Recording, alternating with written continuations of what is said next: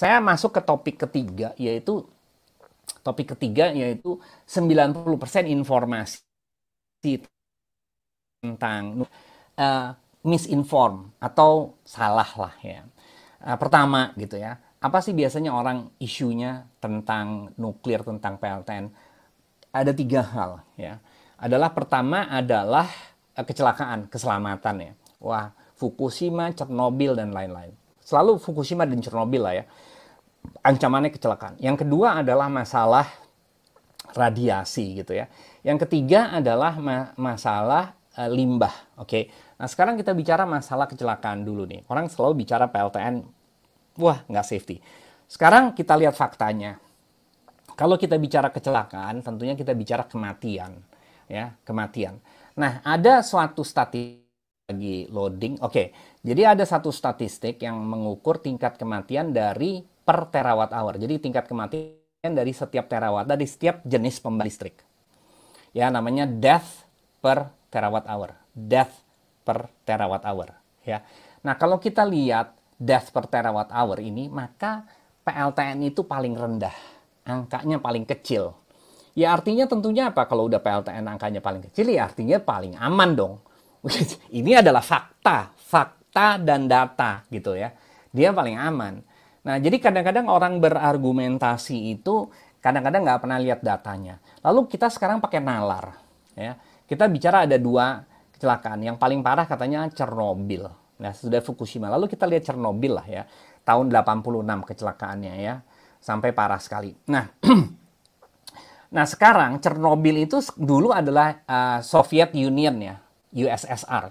Sekarang Chernobyl itu ada di namanya Republik Ukraina ya, Republik Ukraina, dia Ukraina.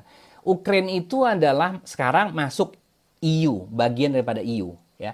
Jadi kalau ada koreksi maaf Pak, mereka apa? belum masuk EU Pak, mereka hanya Oh, Eastern belum ya? Partnership. Oke, Mereka nggak masuk Pak, karena kan lagi perang gitu. Iya. Oke, good. Belum masuk ya? Oke, Ukraine. Nah, sekarang kalau ada, thank you for the correction. Nah, kalau ada satu negara yang paling parno, paling takut tentang PLTN, harusnya Ukraine. Ukraine dong, betul kan? Harusnya Ukraine. Karena mereka pernah, tahun 86 pernah terjadi kecelakaan. Namun, faktanya, Ukraine itu sekarang 50% energi mixnya adalah PLTN. 50%, Google aja deh ya. Nah, lalu yang kedua ya. Nah, yang kedua. Jadi artinya apa? Di Ukraine itu setelah 20 tahun lebih, ternyata masalah kecelakaan Chernobyl itu nggak pernah menjadi isu karena mereka terus membangun PLTN. Bahkan ditargetkan by 2030 menurut Menteri SDM-nya menaik jadi 60%. Artinya mereka terus membangun PLTN. Jadi mereka nggak takut tentang PLTN. Jadi kalau benar isu-isu tentang PLTN, kita pakai logika akal sehat aja. Kalau ada isu-isu PLTN itu, ya harusnya mereka adalah negara pertama yang mengatakan no PLTN, stop, tutup semua PLTN, seperti Jerman. Nah, Jerman itu kita jadikan contoh, Jerman. Karena memang kebijakan Jerman itu anti PLTN. Ya. Nah, yang kedua adalah selalu ketakutan Chernobyl itu radiasi ya. Kalau kita ngelihat UNSER ya, United Nation, jadi pada UN itu WHO, UN dan lain-lain banyak organisasi tahun 2000 berapa saya agak lupa menerbitkan buku tentang dampak Chernobyl setelah 20 tahun. Ya, dampak Chernobyl ya. Di dalam laporan, jadi yang membuat ini bukan cuman hanya WHO, tapi WHO, IAEA, Ukraina, Belarus, negara-negara yang berdampak, dan banyak lagi organisasi lainnya. Kajian ini, paper ini dibuat 2 tahun atau 3 tahun ya, setelah 20 tahun gitu ya. Dan ternyata kesimpulannya dari paper ini tidak ditemukan peningkatan cancer rates.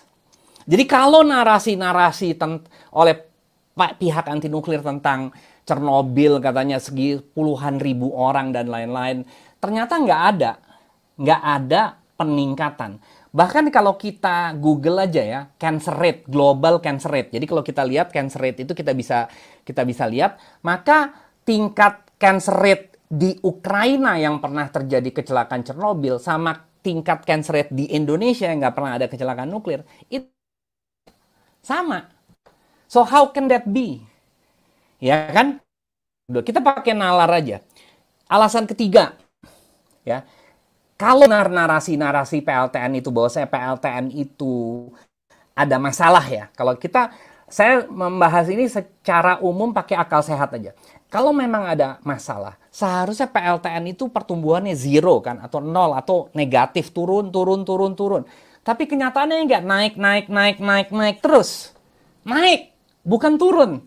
Ya, naik. Pertumbuhannya per tahun setelah Fukushima ya. Jadi Fukushima setahun turun, jadi setelah Fukushima 2011, lalu setelah 2012 ya, 1 tahun setelah Fukushima, 1 tahun lah. 1 tahun setelah Fukushima dia naik terus dengan growth 2,3%. Dengan berbagai isu negatif, 2,3% loh naiknya. Bahkan di 2019 produksi listrik PLTN itu mencapai tertinggi ya pada level sebelum Fukushima. Jadi sebelum Fukushima itu tertinggi, habis itu Fukushima jatuh, drop. 2019 itu tertinggi. Jadi sekarang produksi listrik dari PLTN itu sudah melewati puncak tertinggi sebelum Fukushima dan terus tumbuh 2,3%. Bahkan kita tahu Barakah sekarang tahun ini beroperasi, Bangladesh akan beroperasi lagi, dan banyak negara lain yang baru-baru di beberapa negara Afrika udah mulai merencanakan. Jadi narasi tentang PLTN itu salah dong. Kalau benar narasi yang disampaikan oleh pihak-pihak anti nuklir, maka beberapa hal. Pertama, Chernobyl nggak mungkin 50%. Kedua, pertumbuhan PLTN di dunia nggak mungkin 2,3%. Itu that's a simple fact ya. Kita bicara simple fact. Nah, lalu kita bicara Fukushima. Kita bicara Fukushima. Fukushima juga sekarang Jepang. Jepang ketika setelah Fukushima memang hampir semua PLTN itu ditutup ya. Hampir PLTN ditutup. Tetapi nggak lama sesudah itu akhirnya pemerintah Jepang membuka, dan sekarang dari sekian puluh PLTN udah banyak yang dibuka-buka lagi gitu ya di Jepang ini sekarang PLTN gitu ya.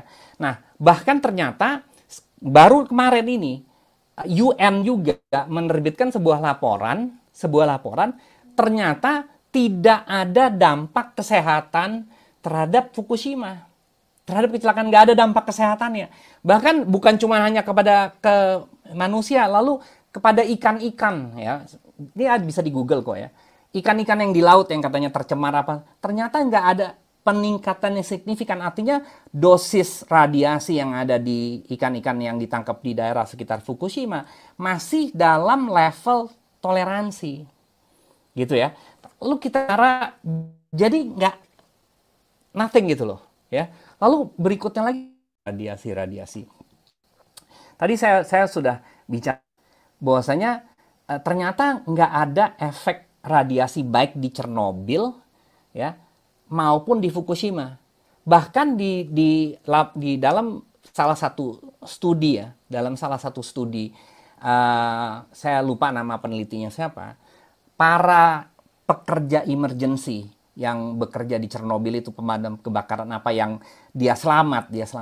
Ternyata akhirnya dia memiliki tingkat mortalitas atau cancer rate-nya 40% ya di bawah rata-rata penduduk.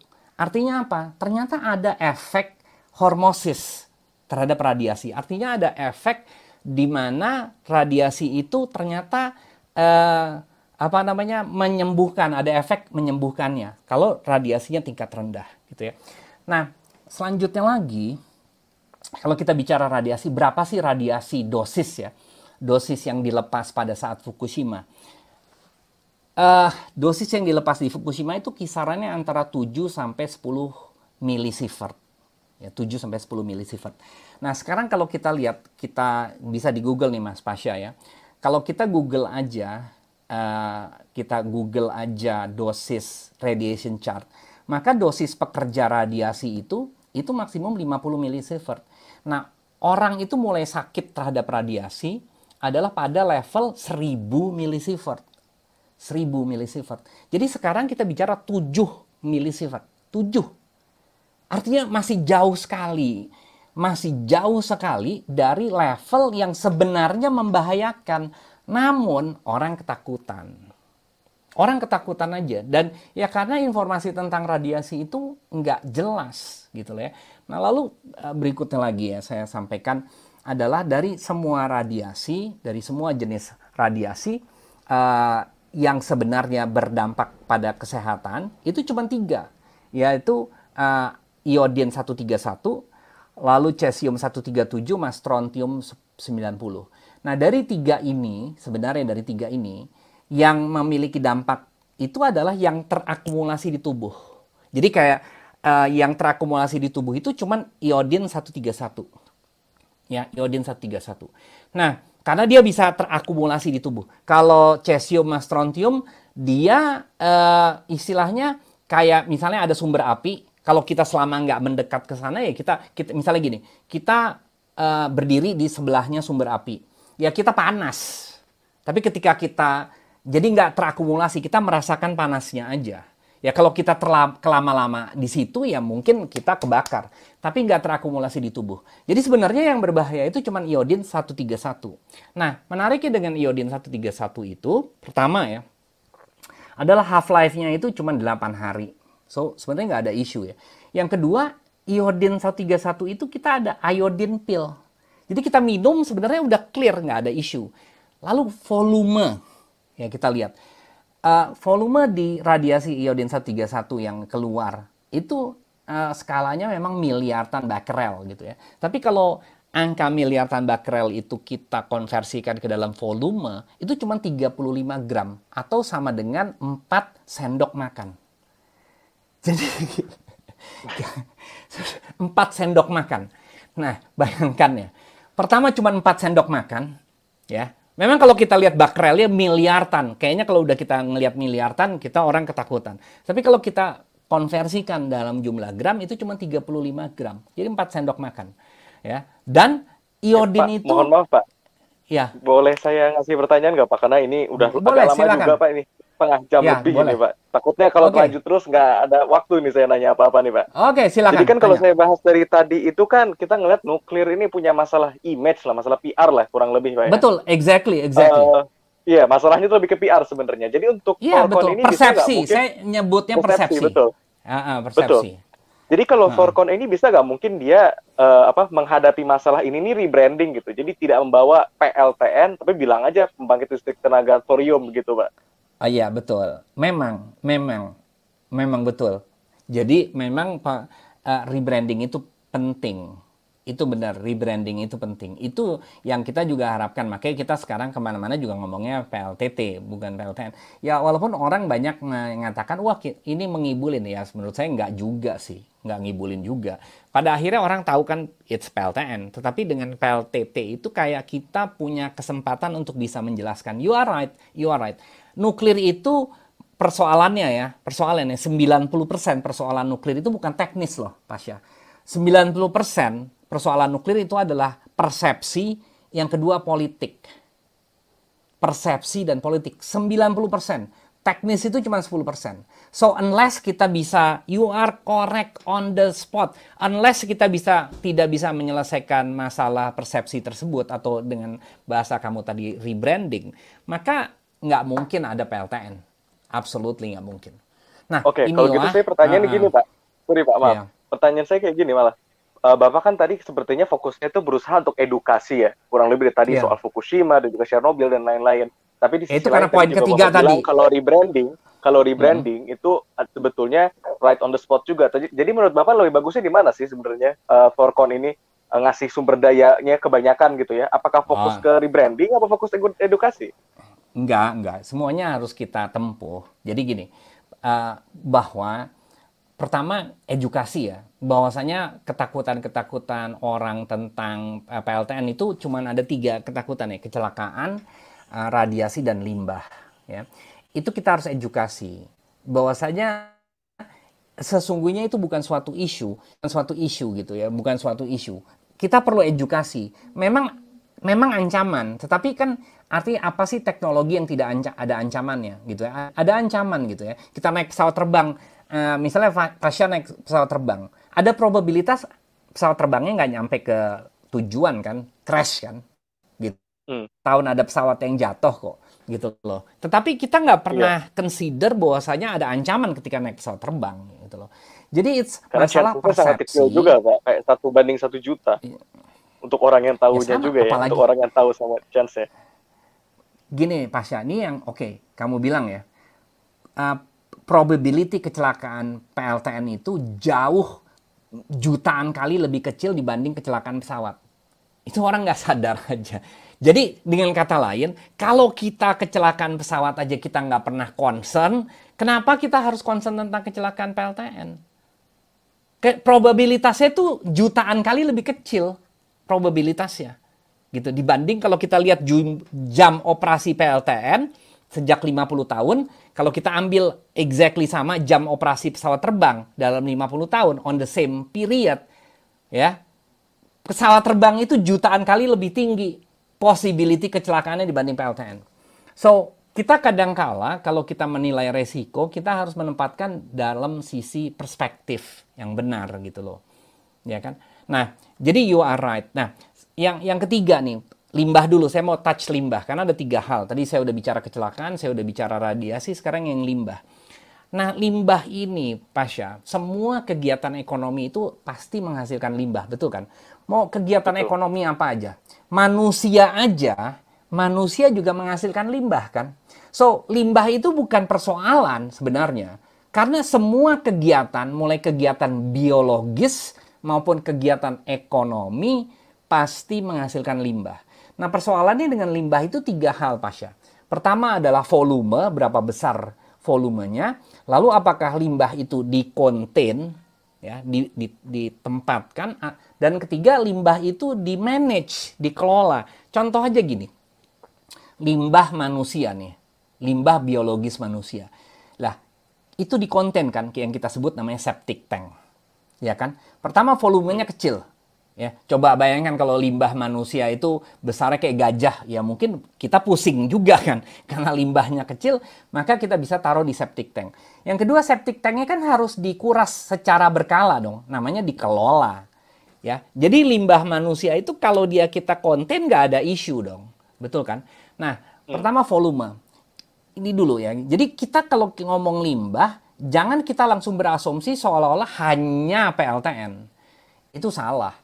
Yang sebelum saya menjelaskan tentang 3 hal ini, limbah itu, semua limbah itu ada aspek toxicity. Betul nggak, Pasha? Ada Iya. aspek toxicity-nya. Nggak mungkin limbah itu nggak toxic. Pasti ada toxicity-nya. Problemnya adalah berapa besar level toxicity itu dan berapa lama. Betul kan? Berapa Iya. besar dan berapa lama gitu ya.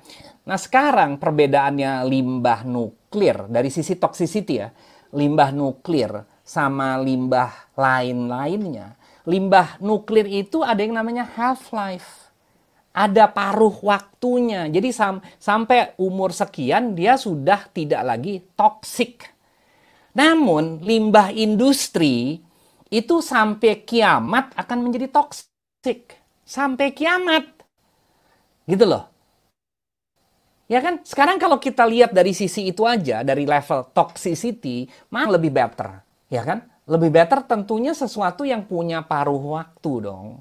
Gitu ya. Jadi ini adalah diskursus yang salah menurut saya. Nah, yang kedua, dari sisi volume. Orang lupa gitu ya. Nuklir itu mempunyai energi density yang sangat besar sekali. Limbah nuklir nih Pasha, dibanding limbah industri, adalah 1 juta kali lebih kecil daripada limbah industri. 1 juta kali. 100.000 kali. 100.000 kali lebih kecil dibanding limbah industri. Dalam 1 tahun ya. 100.000 kali gitu loh. So, isu nggak? Ya enggak lah. Kecil banget. Bahkan limbah nuklir itu dari limbah seluruh kegiatan ekonomi, seluruh ya, saya katakan seluruh kegiatan ekonomi, dia paling kecil limbah nuklir itu. Yang kedua, di konten nggak?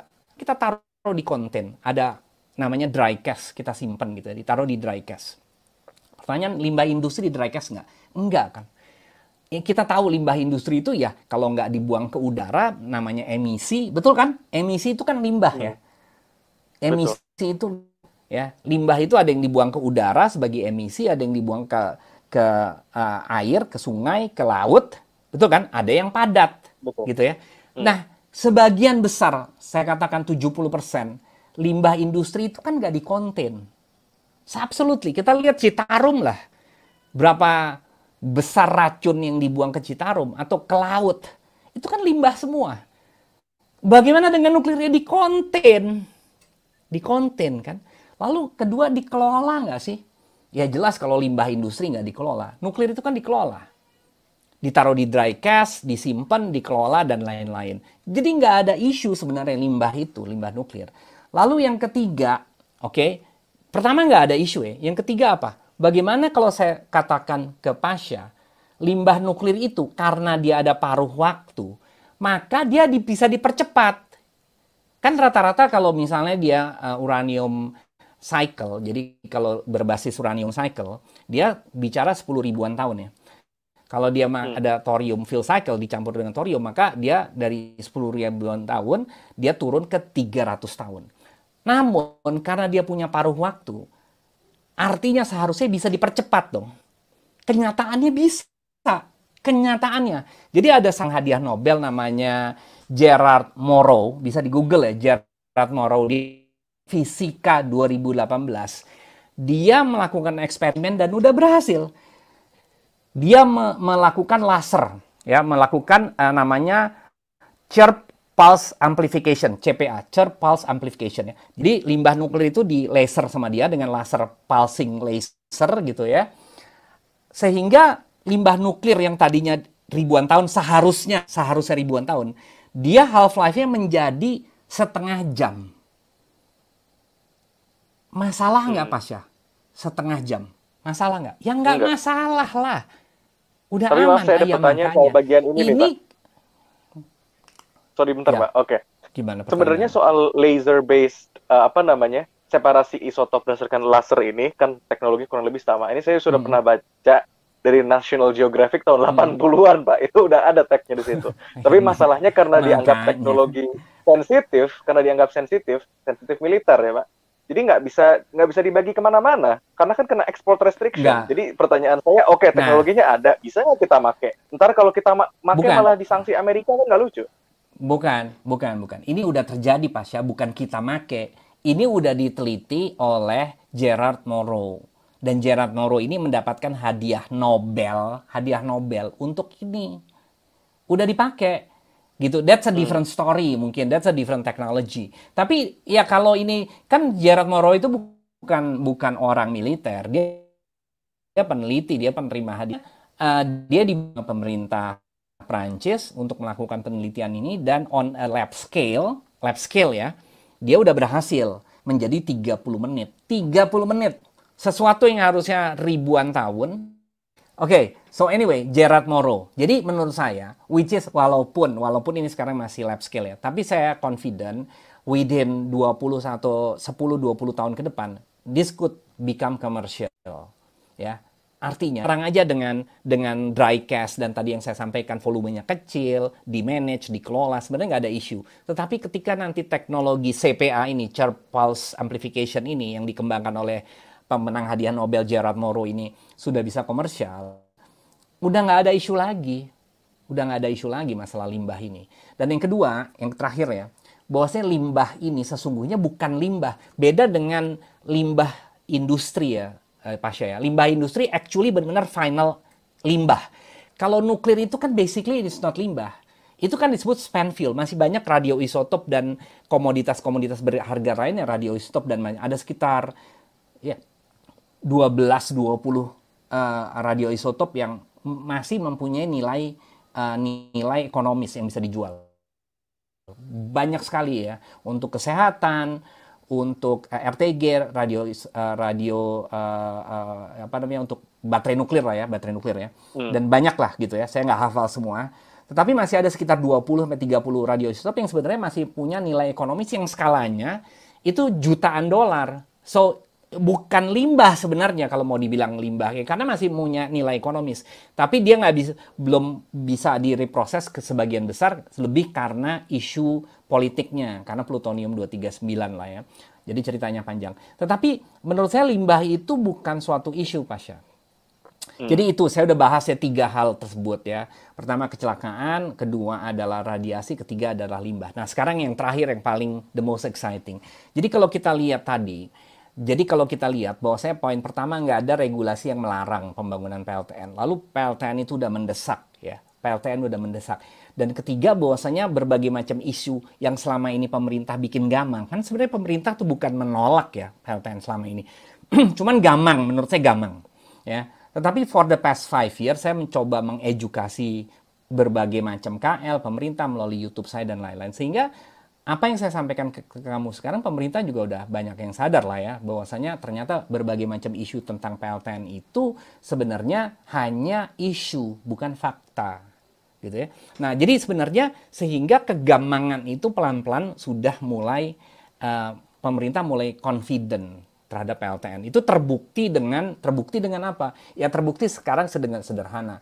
Pembahasan PLTN itu sekarang baik di DEN, baik di DPR, baik di SDM, di mana-mana itu sudah mulai nggak takut lagi, nggak ragu-ragu lagi bicara, gitu ya. Nah, yang kedua, pemerintah juga mulai menyadari bahwasanya PLTN ini udah mendesak. Ya, pertama sekarang pemerintah udah menyadari bahwasanya nggak ada opsi terakhir itu salah lah ya, pilihan terakhir itu narasinya salah. Bahwasanya PLTN udah mendesak juga udah disadarin sekarang ya, sehingga di DPR pun narasinya seperti itu, di DEN pun narasinya seperti itu. Nah yang terakhir yang ketiga adalah bukti konkretnya bahwasanya pemerintah ini sekarang udah mulai moving forward adalah Torkon sudah mendapatkan rekomendasi. Torkon sudah mendapatkan rekomendasi dari pemerintah untuk melakukan persiapan gitu ya. Baru persiapan untuk dengan melakukan beberapa kajian-kajian. Nah, apa sih harapan pemerintah terhadap PLTN ini? Pemerintah tentunya punya harapan ya, Pasha, punya harapan. Nah, jadi ketika kita tahun 2019 Torkon kita melakukan kajian dengan ESDM, dengan Balitbang ESDM, P3 Tech gitu ya, di bawah Balitbang ESDM. Nah, di kajiannya tentang keekonomian, lalu keselamatan, grid study, dan lain-lain banyak. Tetapi kesimpulannya apa? Kesimpulannya bahwasanya Balitbang SDM saat itu merekomendasikan untuk Torkon itu dipertimbangkan oleh pemerintah. Yang kedua, kenapa? Nah ini kenapanya menarik. Karena Torkon itu memenuhi harapan pemerintah. Apa sih harapan pemerintah tentang PLTN? Nah ini yang kadang-kala orang nggak pernah bahas, Pasha. Jadi kalau banyak sekali webinar PLTN ya, tapi nggak ada satupun juga yang membahas harapan pemerintah apa. Tentu pertama ya, ini yang pertama ya, yaitu PLTN dibangun tanpa APBN. Ya, ini di berbagai macam sebenarnya di dalam berbagai pertemuan dengan secara tertutup oleh stakeholder nuklir dan Kementerian SDM sejak 2018-19 ini udah disampaikan. Cuman banyak orang juga tutup mata gitu ya. Oke. Jadi banyak orang bermimpi PLTN, pemerintah mengeluarkan APBN untuk PLTN ini nggak ada menurut saya. Sederhana. Karena pemerintah juga udah sering mengatakan. Kita lihat di RPJMN nggak ada pembangunan PLTN APBN, nggak ada sama sekali. Yang kedua, harapan pemerintah apa? Jadi harapan pertama adalah dibangun tanpa APBN. Bahkan narasi ini juga disampaikan oleh Kepala BRIN. Di berbagai macam acara nih, Kepala BRIN yang sekarang, ya Kepala BRIN, Pak Bambang ya. Di seminar UI, pernah di audiensi dengan HIMNI, dengan Batan, dan lain-lain. Di berbagai macam acara. Ya, bahwasanya harapan Kepala BRIN, anggaplah yang ngomong PLTN saat ini yang menteri, yang berani cuman Kepala BRIN lah ya, yang lain kan masih dirjen, level-level eselon 1 dan lain-lain. Kepala BRIN udah menyampaikan bahwasanya harapannya adalah PLTN ini adalah investasi swasta. Gitu ya. Itu fakta pertama, tetapi nggak ada pernah yang membahas. Nggak ada. Semua orang berharap adalah adanya APBN, nggak ada gitu ya. Nah, yang kedua, harapan pemerintah apa? Harapan pemerintah adalah bahwasanya kalau PLTN karena ini investasi swasta, maka bentuknya harus IPP. Gitu ya. IPP gitu ya, IPP. Sebentar, Pak, saya ada pertanyaan soal ini, Pak. Ya, kenapa gimana? IPP? Kenapa nggak ada yang mau bot gitu? Yang build, operate, transfer gitu? Kenapa modelnya harus IPP gitu? Kayaknya Ya pemerintah kalau bot berharap kan sekali harus IPP gitu. sederhana. Kalau bot itu kan berarti namanya APBN dong, Pasha. Kan APBN sama dong. Ya APBN-nya kan tapi nggak long term-nya kan ada. untung gitu. Enggak lah, sama. Tetap aja APBN kan. APBN. Hmm. Either APBN-nya sekarang atau APBN-nya dalam jangka waktu lama. Tetap aja APBN. Prinsipnya Jadi pemerintah intinya sudah, benar-benar tidak mau 1 rupiah pun dari APBN begitu ya. lah iyalah, iyalah. Itu sederhana penjelasannya. Bukan karena PLTN-nya. Pertama biayanya kan mahal PLTN. We're looking at triliunan. Lah kita sekarang running on defisit anggaran kita, Pasha. Running of 5% defisit.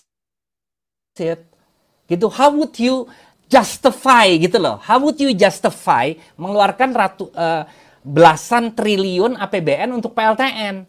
How would you justify that? Sementara pemerintah juga dalam posisi yang masih ragu-ragu tentang PLTN.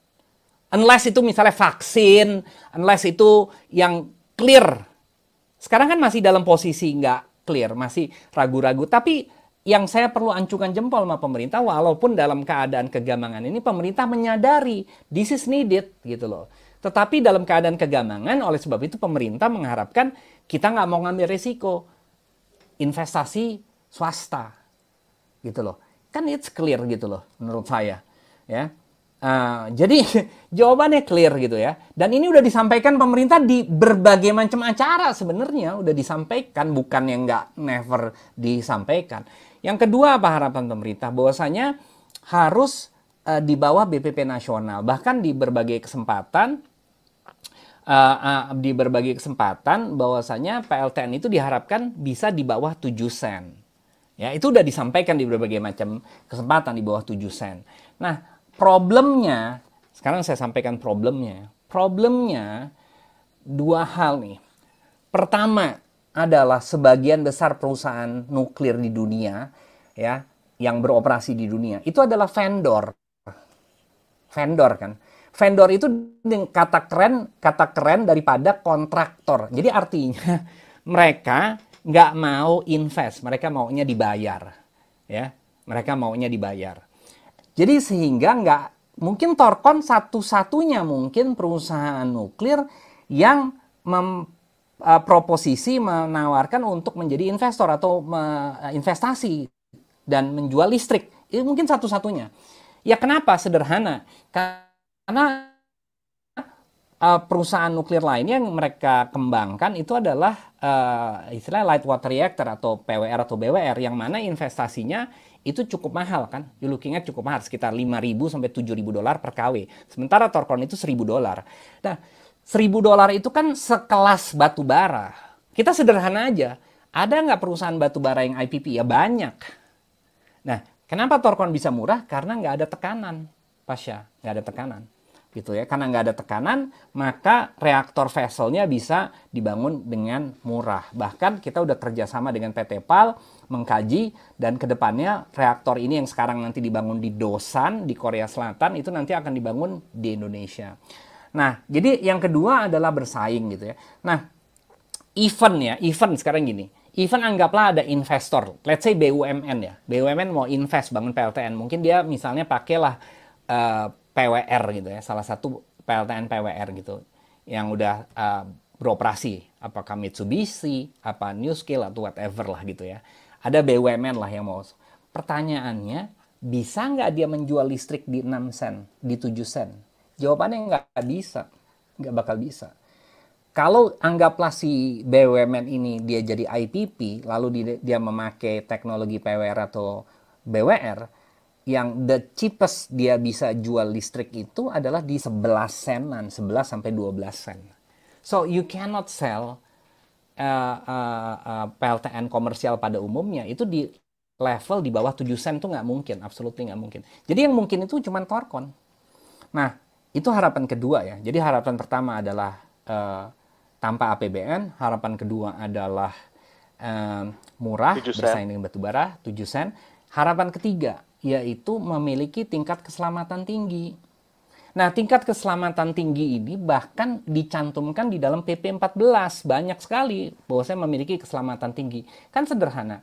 Kalau ada dikatakan di dalam PP bahwasanya dengan keselamatan tinggi, maka artinya ada yang tidak dengan dong. Kalau ada yang dengan, maka ada yang tidak dengan. Nah, memang nggak pernah ada yang mendefinisi keselamatan tinggi itu apa sih. Nggak ada yang mendefinisikan itu. Nah, tetapi kalau kita dengan bahasa yang sederhana lah, bahasa yang sederhana, tentunya kalau kita bicara keselamatan, pasti kita bicaranya Fukushima, Chernobyl, dan lain-lain. Jadi, kalau menurut saya, bisa kita sederhanakan memiliki keselamatan tinggi, atau kita balik bahasanya, menjamin Fukushima tidak mungkin terjadi. Menjamin Chernobyl tidak mungkin terjadi. Nah, dengan desain Thorcon, kita bisa menjamin. Why? Pertama, kita low pressure, Pasha, tekanan rendah. Ya. Karena dia tekanan rendah, maka dia nggak memiliki kemampuan untuk bridge the barrier. Jadi tekanan di dalam reaktor Thorcon itu sekitar 10 bar. 10 bar itu adalah sama seperti tekanan di keran rumah kamu. Sementara barrier terluar ya, kita ada 3 lapis barrier. Barrier terluar itu tebalnya 3 meter dari beton dan baja. Sekarang kamu bayangkan, mungkin nggak tekanan di dalam keran kamu copot kan airnya nyemprot tuh, trot, itu 10 bar. Mungkin nggak menembus 3 meter beton dan baja? Mungkin very kan? Unlikely. Nah, ya itu dia, very unlikely. Jadi nggak mungkin. Gitu ya. Jadi dia nggak mempunyai, bahkan nggak mungkin tebalnya reaktornya Thorcon itu 50 mm baja ya. Stainless steel 50 mm. Bahkan dengan 10 bar juga nggak memiliki kekuatan bisa menembus itu. So artinya kita bisa menjamin absolutely with certainty nggak mungkin terjadi. Bagaimana dengan Fukushima dengan Chernobyl? Chernobyl itu human error. Ya, basically it's human error, kesalahan manusia kan sebenarnya, fundamentally akhirnya berlarut-larut. Nah, sistem keselamatan Thorcon itu pasif, tidak menggantungkan listrik, manusia tidak menggantungkan apapun. Jadi dia bekerja secara otomatis. Nah, jadi yang ketiga adalah bahwasanya kita Chernobyl itu adalah human error. Jadi desain safety system kita itu tidak mengandalkan teknologi, tidak mengandalkan listrik, dan tidak mengandalkan manusia. Jadi human error absolutely nggak mungkin terjadi. Nah, yang menarik lagi adalah, Pasha, yang menarik lagi, target keselamatan nuklir, targetnya ya, menjaga supaya jadi gini, objektif keselamatan nuklir, objektif ya, itu adalah menjamin tidak lepasnya radiasi ke lingkungan, tidak lepasnya radiasi. Ya. Nah, radiasi itu yang saya tadi kan sampaikan yang berbahaya itu iodin 131, cesium 137, strontium 90, dan banyak lagi radionukleid yang lainnya. Tetapi yang berbahaya 3 itu. Nah, yang menariknya dengan desain Thorcon ini, untuk kalau dalam PLTN komersial pada umumnya yang dimana solid fuel, maka fission product tadi itu karena dia ada di dalam situ, ketika terjadi pelelehan, maka dia meleleh ya. Dia menjadi gas. Dia menjadi gas. Sehingga ketika terjadi ledakan, karena dia tekanan yang tinggi, maka gas-gas itu keluar. Ya, gas-gas itu keluar. Nah, yang berbeda dengan Thorcon adalah, di dalam Thorcon karena dia liquid fuel, radionukleid tadi, yang iodin, strontium, dan cesium, itu terikat secara ionik di dalam garam. Dia terikat. Dia bonding ionically. Ionically artinya apa? Dia nggak bisa lepas dari garam itu. Gitu ya. Jadi bukan saja, artinya apa? Selesai dong. Nama safety selesai. Karena radionukleid tadi, pertama dia terikat di dalam garam dan nggak mungkin keluar karena nggak ada tekanan untuk bisa menendang dia keluar. So, inilah mengapa kita confident, inilah juga kenapa ketika kita dikaji oleh Balitbang ESDM, mereka mengatakan Thorcon ini memiliki keselamatan tinggi. Bahwasanya kejadian seperti Fukushima tidak mungkin terjadi. Inilah alasannya. Nah, ini 3 yang pertama. Yang keempat apa? Yang keempat, harapan pemerintah bahwa kalau kita membangun PLTN, ya kita membangun PLTN kan gini, orang kadang-kadang lupa ketika kita sebuah negara memulai program PLTN Pasha, sebenarnya ada dua peta jalan, ada dua arah. Apakah kita menjadi pengguna PLTN seperti Inggris atau seperti Korea Selatan? Jadi dia punya industri. Inggris itu walaupun udah PLTN-nya beroperasi 40 tahun lebih ya, mungkin 40 apa 30 tahun lebih, tapi nggak pernah punya pabrik PLTN, nggak pernah punya industri nuklir loh, Inggris. Ya. Tetapi Korea Selatan, dia dalam waktu 30 tahun bisa membangun industri nuklir. Betul kan ya? Cina, Rusia, Amerika, dan lain-lain. Jadi karena pilihannya mereka punya sendiri juga. Exactly, tetapi kan Inggris nggak memilih jalur itu. Inggris memilih jadi pengguna PLTN. Jadi sebenarnya pilihannya yang poin keempat adalah PLTN ini diharapkan kalau kita membangun ini bisa menjadi pengungkit daya ungkit untuk tumbuhnya industri nuklir nasional. Tumbuhnya industri nuklir nasional. Sekarang sederhana. Dengan reaktor kita yang cuma 50 mm ketebalannya, maka semua galangan kapal di dunia termasuk di Indonesia membuat molten salt reactor. Kita tidak memiliki teknologi yang super canggih yang nggak ada gitu. Cuman dan PT PAL sudah memberikan PT PAL sudah memberikan statement mereka mampu. Mereka udah ngasih statement, mereka udah kita kasih design engineering-nya udah mengkaji dan mereka menyatakan mampu. Persoalannya kalau yang kita bangun ini adalah reaktor dengan tekanan 160 bar, absolutely nggak mungkin dibangun di Indonesia, absolutely nggak. Karena di dunia aja 160 bar tuh tebel steelnya itu udah 200-an milimeter gitu ya. Pokoknya tebel sekali lah. Ya, cuma ada di 3 negara, mungkin Jepang, Korea Selatan, sama mungkin Rusia kali atau Cina yang bisa forging steel dengan setebal itu. Artinya kalau yang kita bangun adalah reaktor bertekanan seperti PWR to BWR, absolutely nggak mungkin bisa dibangun industri nuklir. Nah, inilah yang gitu. Inilah yang keempat. Artinya kalau kita bangun ini bisa tercipta industri nuklir. Bahkan kita sekarang Thorcon dalam rangka merealisasi Concorde itu, pertama adalah kita udah komunikasi dengan PT PAL ya. Di tahun 2022 yang akan terjadi apa? Di 2022 Thorcon akan membangun non-fission testbed platform. Non-fission ini reaktor full size, full scale, penuh ya, dibangun di Korea, di Dosan, lalu dikirim sini, tapi struktur platformnya yang bangun PT PAL ya. Itu kita akan uji semua sistem keselamatan termasuk thermohydraulics ya. Itu kurang lebih kita akan spend sekitar 1 triliun ya.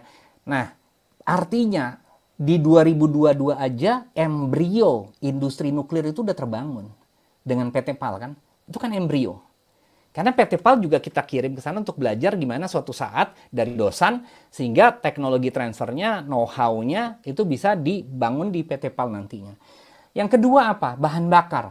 Di tahun 2022, sekarang ini kita lagi ngobrol sama ITB untuk membangun lab bahan bakar ya, molten salt fuel gitu ya.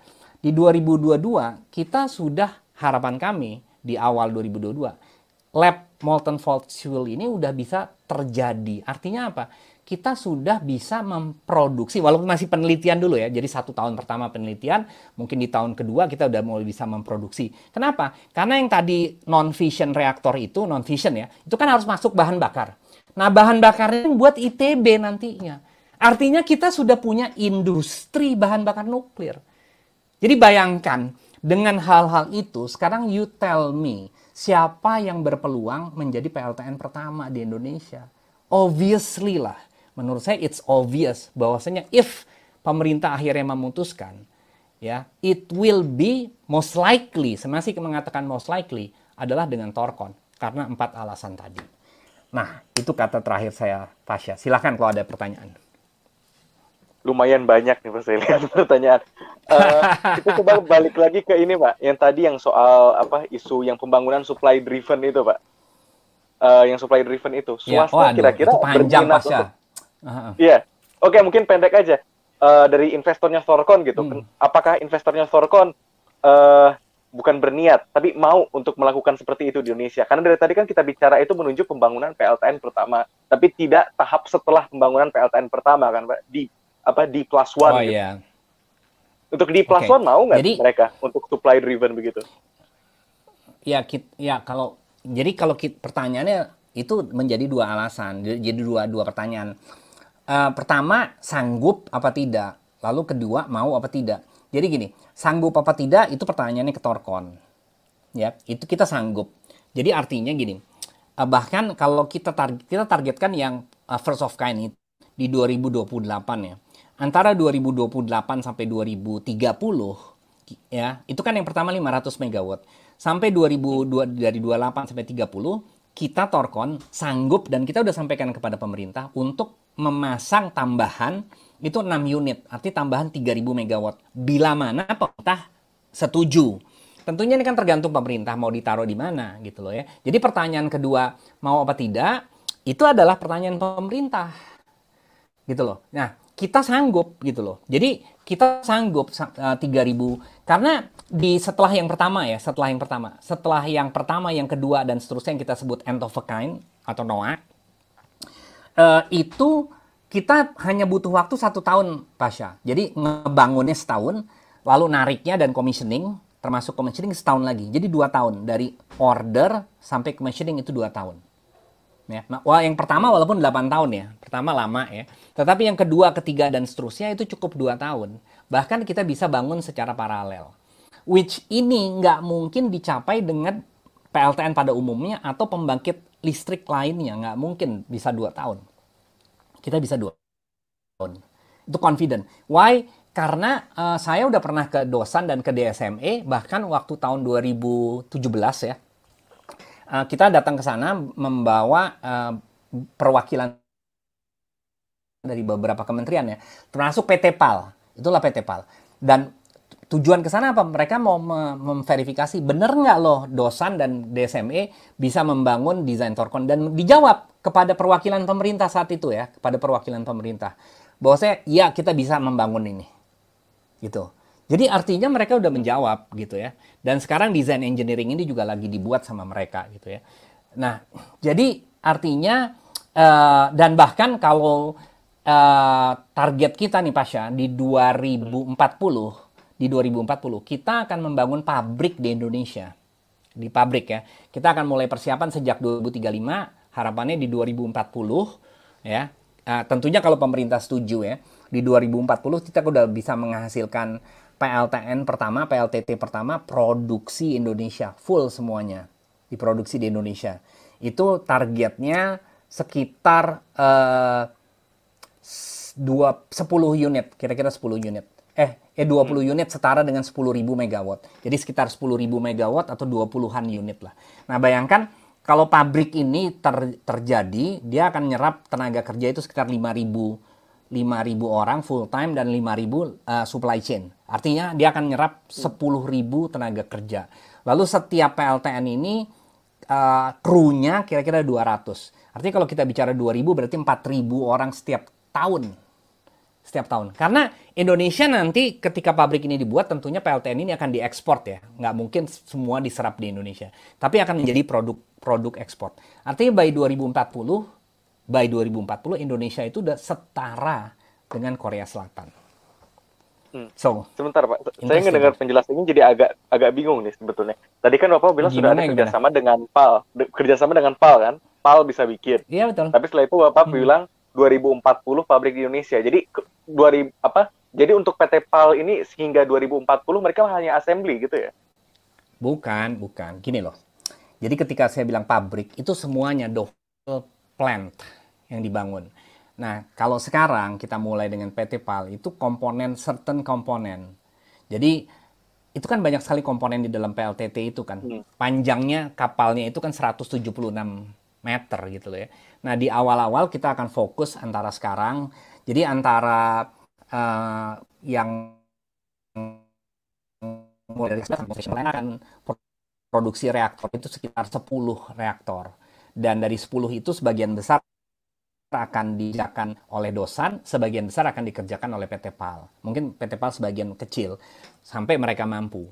Gitu loh ya. Dan ketika saya bilang pabrik, itu bukan PT PAL lah. PT PAL mungkin menjadi supply chain-nya. Itu pabrik Torkon, di mana PT PAL menjadi bagian daripada supply chain itu ya. gitu. Apakah nanti di 2004 mau invest di dalam pabrik itu sebagai pemegang saham, saya juga nggak tahu. Kita belum sampai diskusi itu. Tapi kita harus pisahkan. Yang sekarang PT PAL kita lihat sebagai komponen, sebagai vendor, sebagai supply chain. Bukan sebagai pabrik ya. Tetap seluruhnya di DSME. Jadi seluruhnya dibangun di Daewoo Shipyard and Marine Engineering. Lalu balance of plant dan reaktor dan turbin itu dari Dosan, main kontraktornya. Nah, PT PAL nanti akan menjadi bagian subak daripada Dosan tersebut. Karena kan mereka nggak punya pengalaman ya, Pasha ya. Pengalaman itu kan harus ditransisional, harus diberikan oleh Dosan gitu ya. Karena Dosan itu udah punya pengalaman membangun lebih dari 50 reaktor. PLTN Barakah yang sekarang beroperasi di UEA itu reaktornya dibuat sama Dosan. Gitu. NuScale yang di Amerika itu juga reaktornya dibangun oleh Dosan. Westinghouse AP1000 juga reaktornya. Jadi Dosan itu banyak sekali bikin reaktor. Jadi dia punya pengalaman. Nah, Dosan kita udah Dan bicara sama Dosan. supply chain-nya sudah ada di sana ya. Udah ada, exactly. Seluruh supply chain udah di sana. Kita belum ada supply chain-nya ya. Tetapi kita akan memiliki kemampuan karena artinya karena ini low. Jadi karena ini low, maka sebenarnya tidak membutuhkan investasi tambahan, tapi yang dibutuhkan adalah know-how. Know-how-nya yang nggak ada, gitu loh. Know-how inilah yang perlahan-lahan harus ditransfer, gitu kira-kira Pasha. Oke, berarti dari reaktor pertama sampai 2040 pembangunan pabriknya Thorcon itu kurang lebih proses TOT gitu ya? Exactly, proses TOT, betul. Proses TOT. Jadi perlahan-lahan supply chain di Indonesia akan ditambah lah kemampuannya, kapasitasnya dan seterusnya. Perlahan-lahan akan ditambah. Tentunya nanti akan bukan selain PT PAL aja ya. Sekarang sih kita mulai PT PAL. Tentunya nanti akan banyak perusahaan Indonesia lain yang akan terlibat di situ. Namun PT PAL sudah mengajukan diri untuk mengkoordinasi perusahaan-perusahaan lainnya yang untuk menjadi supply chain-nya Thorcon, yang supply chain lokalnya gitu loh. Benar. Jadi antara 2022 sampai 2040 itu kayak semacam TOT-nya perlahan-lahan sehingga nanti by 2040 kita udah punya supply chain. Membangun supply chain itu kan nggak mudah, Pasha. The hardest thing di dalam industri adalah membuat supply chain. Supply chain itu takes time. Ya, takes time gitu ya. Bukan cuma investasinya namun juga adalah know-how-nya, capacity building-nya gitu loh. Nah, kita udah punya program. Persoalannya perusahaan lain ada nggak? Pasti nggak mungkin. Dan mereka nggak mungkin membangun supply chain di Indonesia karena memang nggak mungkin gitu loh. So, jadi dari semua ini jelas, artinya clear banget menurut saya. Harusnya orang-orang nuklir di Indonesia ya bergembira dong, loncat-loncatan seharusnya gitu loh. Benar nggak sih? Wong kita tujuannya adalah membangun industri nuklir, bukan memasang PLTN. Kita mau bangun industri nuklir. Gitu loh ya. Dan kita punya suatu rencana yang clear dan jelas. Dan ini udah kita sampaikan ke pemerintah. Gitu. Baik. Tapi dari segi financialnya juga mampu, Pak. Untuk yang gaya supply driven itu, Pak. Dari segi financial. Apakah atau pada nantinya bakal perlu insentif dari pemerintah, subsidi dan lain-lain?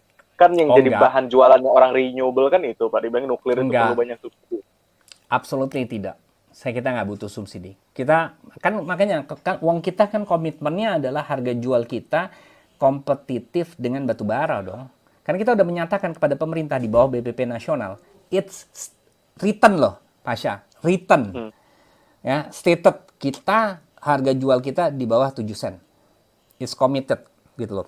Dan kita nggak pernah minta subsidi atau whatever lah ya, gitu loh ya.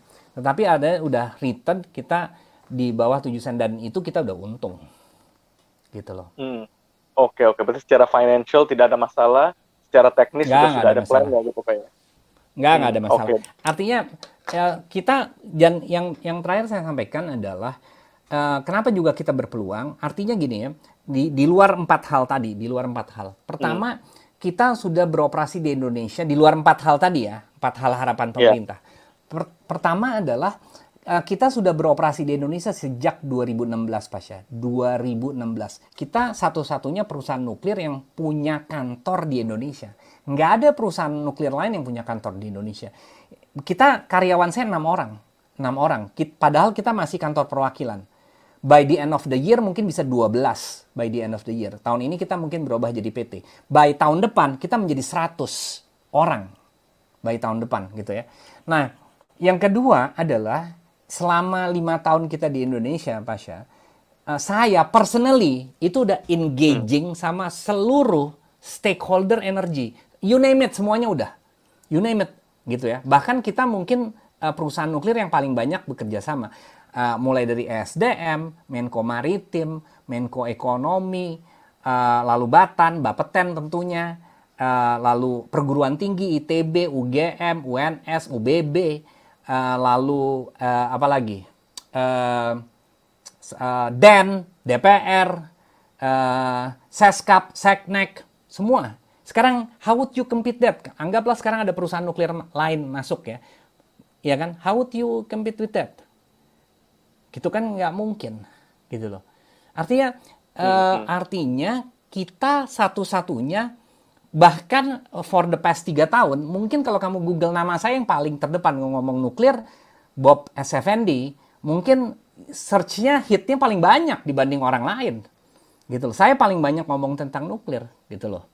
Nah, dan media pun ketika bicara nuklir, pasti nomor 1 sumber interview orang di media tuh saya. Gitu loh. Ya, dan sekarang kalau kita lihat juga dalam 3 tahun terakhir, dulu pertama kali 3 tahun yang lalu ya, masih 3 tahun yang lalu, media tuh agak hostile terhadap nuklir. Sekarang udah lebih friendly.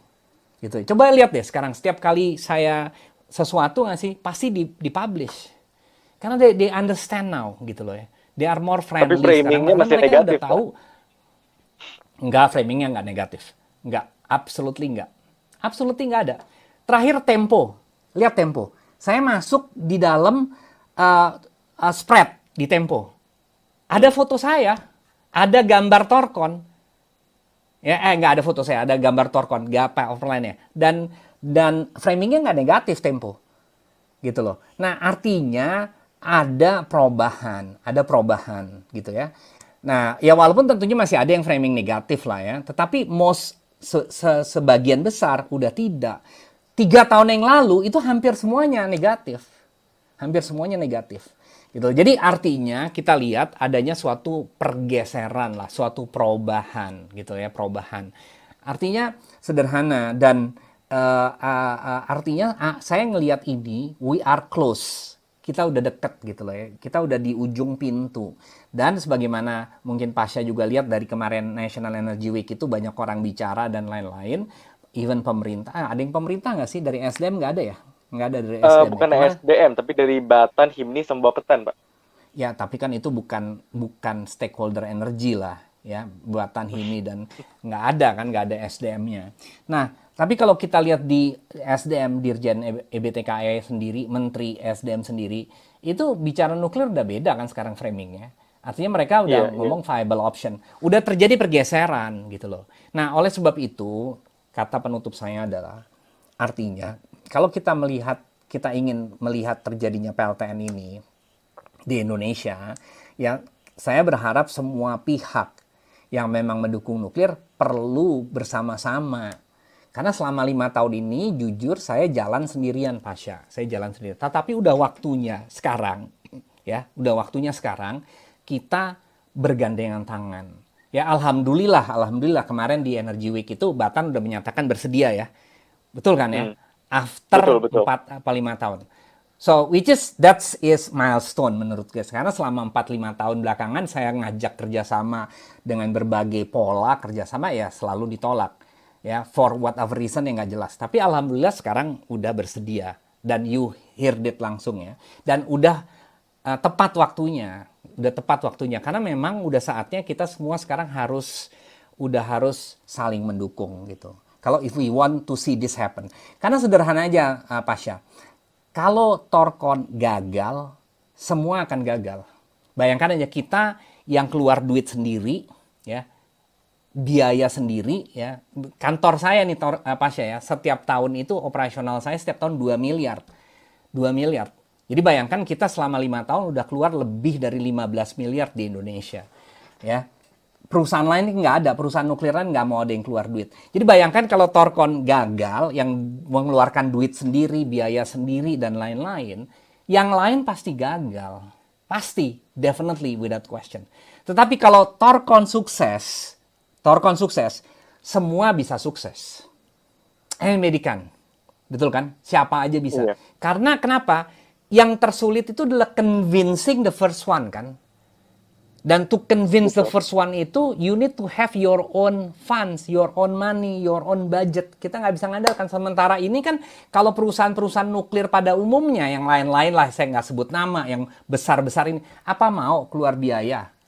Apa mau keluar biaya ke sana, ke sini, lobby, entertain? Kan nggak mungkin. Paling mereka datang setahun sekali, setahun 2 kali. It doesn't work that way, kan? You need to spend your own money. Gitu ya, you need to spend your money. Sebagaimana kita juga spending 2 miliar setiap tahun. 2 miliar setiap tahun. On gaji, operational cost, dan lain-lain. Gitu loh. So, artinya, if we succeed, semua akan succeed. Gitu loh. Karena pemerintah akan nyaman, dan anybody, any type of reactor, itu bisa masuk. Gitu. Tetapi, for the time being nih, Pasha, for the time being, objectively, menurut saya, satu-satunya peluang cuma Thorcon. That's my closing statement. Satu-satunya peluang. I don't see any other company ya. Kenapa? Karena in order any other company untuk masuk, pertama mereka semua mengharapkan ada APBN, which nggak akan ada. Kedua, mereka harus buka kantor di Indonesia, harus keluar biaya, which unlikely mereka mau melakukan itu. Ya kan? Dan mereka harus engaging all the stakeholder, which will takes time. Coba. Apalagi saya lihat di dunia PLTN sekarang itu lebih banyak restrukturisasi. Kemarin Toshiba juga beli Westinghouse-nya pengen dijual lagi. Jadi mereka kayaknya nggak ada niat juga kalau mereka harus keluar duit sendiri. Ya, itu dia. Ya, Oke, exactly. Pak. Ini mungkin saya ada satu pertanyaan terakhir. Oke. Satu pertanyaan terakhir, Pak. Silakan. Ini Thorcon kan dari tadi bilangnya itu investasi untuk buat PLTN. Tapi untuk apa ya istilahnya mungkin edukasi ke masyarakat ada nggak, Pak? Karena kita lihat kan ya di masyarakat keadaannya masih kayak gitu. Investasi, Pak, ya, bukan hanya sekedar mungkin bikin video gitu. Oh, nggak ada. Pada waktunya, karena sekarang once it becomes, kan kita berharap di tahun 2022 kita akan berharap, kan kita lagi melakukan kajian banyak nih tahun ini ya, so many kajian, ada sekitar 5 kajian ya. Nah, total kita spending untuk kajian-kajian ini total ya, kita will spending 10 miliar. Tahun ini 10 miliar. So, harapannya di akhir kajian-kajian ini, pemerintah dapat menjadikan kajian ini sebagai pertimbangan untuk menjadikan program ini proyek prioritas nasional melalui suatu payung hukum. Ya, tentunya Perpres atau apapun bentuknya ya, tapi ada payung hukum sebagai program prioritas. Nah, bila mana itu terjadi, maka udah pasti salah satu komponen penting adalah edukasi dan sosialisasi. You are right. Dan pasti kita akan menggandeng berbagai macam pihak dan lain-lain, organisasi dan lain-lain, termasuk mungkin kalian juga, maksudnya organisasi kamu, Pasha. Artinya kita membutuhkan semua pihak yang bisa mengedukasi. Tetapi tentunya hanya kita bisa lakukan itu setelah memang ini menjadi program nasional. Karena sekarang prioritas kita adalah untuk melakukan kajian-kajian ini dulu. Ya, kajian-kajian ini convincing. Karena the first priority adalah convincing the government kan. Convincing dulu the government. So the government sebenarnya udah convince, itulah kenapa kita dapat ini. Tetapi they want to have a document so to make a decision on. Kan keputusan itu harus berdasarkan sebuah dokumen dong. Nah dokumen itu yang nggak pernah ada, Pasha. We don't have. Rata-rata dokumen-dokumen yang ada bicara tentang PLTN semuanya itu generik, wacana. So you don't have siapa operatornya. Kan you need to have siapa operatornya. It's proyek, siapa owner proyeknya gitu loh. Ya kan? Selama ini nggak pernah ada. Jadi kan gini, sederhana nih. This is I've been dealing with the government for 20 tahun lebih ya, Pasha ya. So rata-rata orang nuklir mengharapkan pemerintah mengeluarkan kebijakan ya, katanya go nuklir lah apa segala macam dan lain-lain gitu ya. Kan kita tahu how the government works ya. Government itu nggak mungkin mengeluarkan kebijakan apapun, Pasha ya, sebelum jelas siapa stakeholdernya, siapa ownernya, siapa operatornya. Udah pasti nggak mungkin lah. Harus jelas dulu. Karena kalau tidak, sederhana aja, banyak lah pemerintah ngeluarin perpres ini, perpres itu, tiba-tiba nggak jalan karena nggak jelas siapa yang mau mengeksekusi kebijakan itu. Kan harus ada yang jelas siapa yang mengeksekusi kebijakan. Kita nggak bisa dong gaya-gaya kayak Malaysia misalnya dulu gitu ya, wah bikin NEPIO. Akhirnya 10 tahun NEPIO-nya terbentuk, biayanya habis karena akhirnya nggak terrealisasi PLTN-nya. Kan itu mubazir dan pemerintah juga ya malu juga, jujur malu juga ya mengeluarkan NEPIO apa go nuklir segala macam, terus tiba-tiba akhirnya nggak jelas siapa yang mau invest, duitnya dari mana, tarif listriknya dari mana dan lain-lain, ya kan? Nah, tetapi kalau saya yakin tadi saya sampaikan regulasinya nggak ngelarang, udah mendesak ya, dan semua narasi tentang PLTN sebenarnya ngawur semua, ya, dan pemerintah udah sadar itu, ya udah sadar. Itulah kenapa akhirnya saya mendapatkan rekomendasi. Thorcon mendapatkan rekomendasi gitu ya. Nah, tentunya pemerintah sekarang dalam proses untuk mengambil suatu keputusan. Tentunya untuk mengambil keputusan itu harus ada dokumen yang di-consider. Nah, inilah yang sekarang kita sedang lakukan, Pasha. So, ya itulah my last statement. Oke, baik Pak. Oke, mungkin pesan terakhir ini menghadapi generation gap antara generasi Bapak gitu ya dengan generasi saya atau mungkin generasi agak lebih tua dikit milenial lah. Kalau saya kan Gen Z Pak, yang agak tua dikit yang milenial lah. Ini menghadapi jembatan ini gimana nih Pak? Karena saya jujur Pak ya, sebenarnya di kalangan yang seumuran saya atau mungkin sedikit lebih tua dari saya kayak 2-3 tahun lebih tua dari saya, yang senang sama Thorium itu banyak Pak. Cuma ya mereka cuma di tahap ngobrol aja gitu. Jadi nggak ada koneksi antara kita yang istilahnya cuma ngobrol Pak ya dengan Bapak yang benar-benar berusaha biar terjadi gitu. Ada ide nggak mungkin dari Bapak? Memang generation gap-nya di nuklir itu jauh sekali, betul. Jauh banget. Yaitu karena selama ini nuklir itu berwacana terus ya, selama 30 tahun nggak pernah terjadi pembangunan dan lain. Tetapi itu something yang we need to work out together gitu ya. Kita belum ada ide. Tetapi jelas ini 8 tahun ya. Will take 8 tahun untuk terrealisasi.